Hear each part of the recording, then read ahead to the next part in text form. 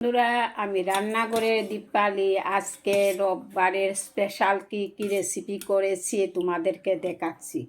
ইলিশ মাছের মাথা দিয়ে মুগ ডাল রান্না করলাম, তারই সঙ্গে করছি এই যে দেখুন পেঁয়াজ আলু কুচি করে ভাজা। এখানে করেছি যে দেখুন তেল কই ছেলের জন্য মাছ নিয়ে এসেছিল, মাছওয়ালা একটা কই মাছ পেয়েছি তার জন্য। এখানে করেছি গাছপাটা দিয়ে কুপ্তা। অন্যদিন এই রেসিপিটা তোমাদেরকে করে দেখাবো।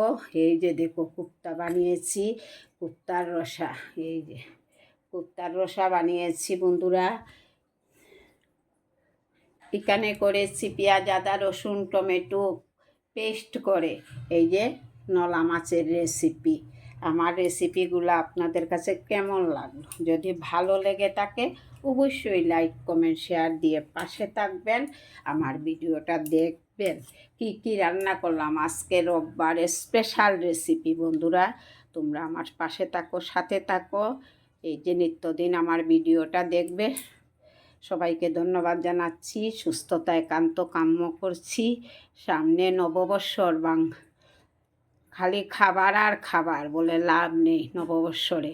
তাই আজকে এখানে ভিডিওটা শেষ করলাম। সবাই ভালো থাকুন।